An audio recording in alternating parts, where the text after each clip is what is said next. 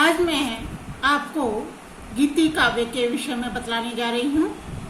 संस्कृत साहित्य में गीति काव्य वह काव्य है जिसमें मानव जीवन की किसी एक घटना का उद्घाटन अथवा मानव अंतरात्मा के किसी एक पटल का चित्रण होता है। महाकाव्यों में जहाँ मानव के समस्त जीवन की घटनाओं का विस्तृत वर्णन रहता है, वहाँ गीति काव्य में जीवन की किसी एक विशिष्ट घटना का ही बड़ी तन्मयता के साथ चित्रण किया जाता है। गीति काव्य महाकाव्य से आकार प्रकार में भिन्न होते हैं। गीतिकार का लक्ष्य भी महाकाव्यकार से भिन्न होता है। गीति काव्य का वर्ण विषय कहीं श्रृंगार, कहीं धर्म और कहीं नीति होता है। इन्हीं में से किसी एक विषय को लेकर गीति काव्य लिखे जाते हैं। महाकाव्य की अपेक्षा गीति काव्य की सबसे बड़ी विशेषता है उसकी रसवत्ता, लालित्य युक्त मधुर पदावली और प्रासादिक शैली। महाकाव्य में भी कुछ श्लोक गीतात्मक, माधुर्य युक्त एवं कोमल कांत पदावली गुंफित होते हैं, परंतु गीति काव्य के समस्त श्लोक ही इस प्रकार के होते हैं। कोई भी श्लोक शुष्क एवं नीरस नहीं होता है।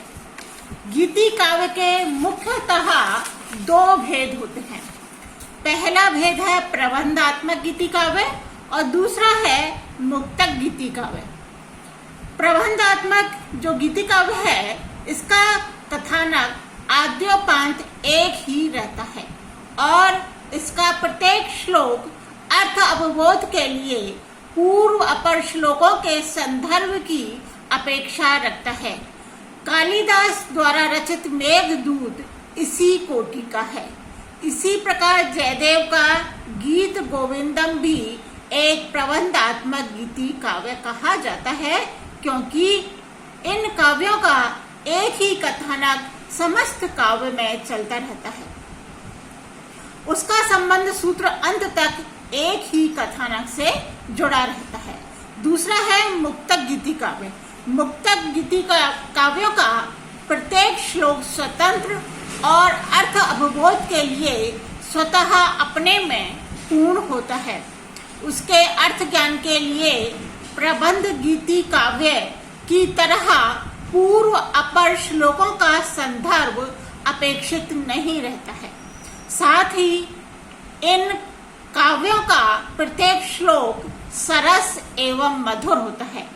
प्रत्येक श्लोक से एक नई भाव अनुभूति तथा रसानुभूति होती है। भर्तृहरि के शतकत्रय, अमरूक शतक आदि मुक्तक गीति काव्य कहे जाते हैं। इन द्विविध गीति काव्यों के अतिरिक्त एक अन्य प्रकार का भी गीति काव्य है, जो ना तो प्रबंध गीति काव्य है ना मुक्तक। कालिदास का ऋतु संहार इसी कोटि का गीति काव्य है। इसमें अलग अलग एक एक सर्ग में एक एक ऋतु का वर्णन है। इस प्रकार के गीति काव्य को विद्वानों ने निबंधात्मक गीति काव्य कहा है। वस्तुतः गीति काव्यों का वर्ण विषय अति लघु होता है, क्योंकि इन काव्यों का लक्ष्य प्रेम, भक्ति, शोक, लोक नीति या उपदेशात्मक धर्म प्रधान भावों की अभिव्यक्ति अथवा स्तुति होता है। इन प्रेम, भक्ति, शोक आदि भावों अथवा अनुभूतियों की मार्मिक हृदय स्पर्शी अभिव्यक्ति के सीमित होने के कारण इनका आकार और प्रकार स्वभावतः लघु एवं संक्षिप्त ही होगा, क्योंकि एक ही भाव को दूर तक खींचने से शैथिल्य एवं अरुचि उत्पन्न हो जाती है और अन्य विषयों के बीच में आ जाने से रस अनुभूति में भी बाधा पड़ती है। गीति काव्य वह काव्य है जिसमें कवि हृदय की रागात्मकता को ध्वन्यात्मक शैली में छंदों में लिपिबद्ध किया गया हो, साथ ही जिसमें आत्म अनुभूति की सरस व्यंजनात्मक अभिव्यक्ति हो।